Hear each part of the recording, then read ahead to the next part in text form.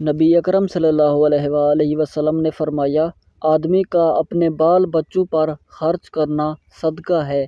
جامع ترمذی حدیث نمبر 1965۔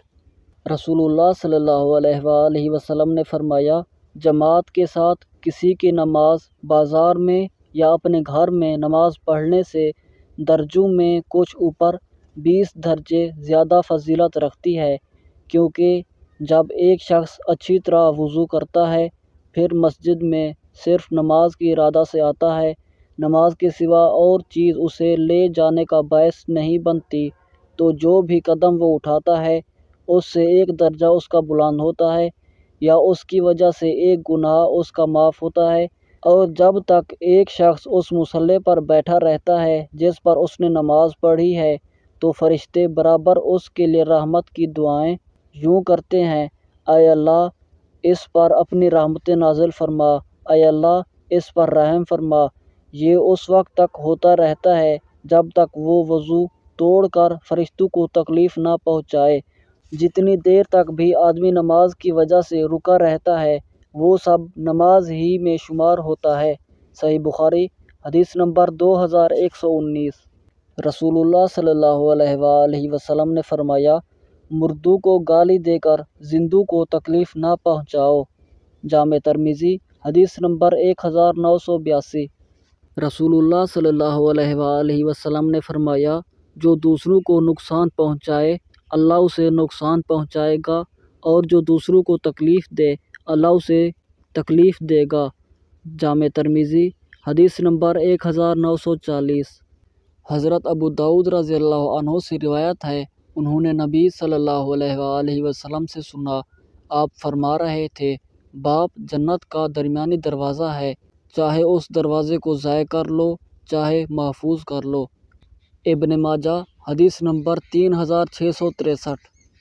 حضرت عقبہ بن عامر رضی اللہ عنہ سے روایت ہے، رسول اللہ صلی اللہ علیہ وآلہ وسلم نے فرمایا، جس کی 3 بیٹیاں ہوں وہ ان پر صبر کرے، جو کچھ میسر ہو ان میں سے انہیں کھلائے پلائے اور پہنائے، قیامت کے دن وہ اس کے لیے جہنم سے رکاوٹ بن جائیں گی۔ ابن ماجہ حدیث نمبر 3669۔ حضرت ابو ہریرہ رضی اللہ عنہ سے روایت ہے، رسول اللہ صلی اللہ علیہ وآلہ وسلم نے فرمایا، تم میں سے ایک کی دعا قبول ہوتی رہتی ہے جب تک کہ وہ جلد بازی نہ کرے۔ عرض کیا گیا، اے اللہ کے رسول، وہ جلد بازی کس طرح کرتا ہے؟ آپ صلی اللہ علیہ وآلہ وسلم نے فرمایا، وہ کہتا ہے، میں نے اللہ سے دعا کی لیکن اللہ نے میری دعا قبول نہیں کی۔ ابن ماجہ حدیث نمبر 3853۔ حضرت ابو طلحہ رضی اللہ عنہ سے روایت ہے کہ رسول اللہ صلی اللہ علیہ وآلہ وسلم نے فرمایا، فرشتے اس گھر میں داخل نہیں ہوتے جس میں کتا یا تصویر ہو۔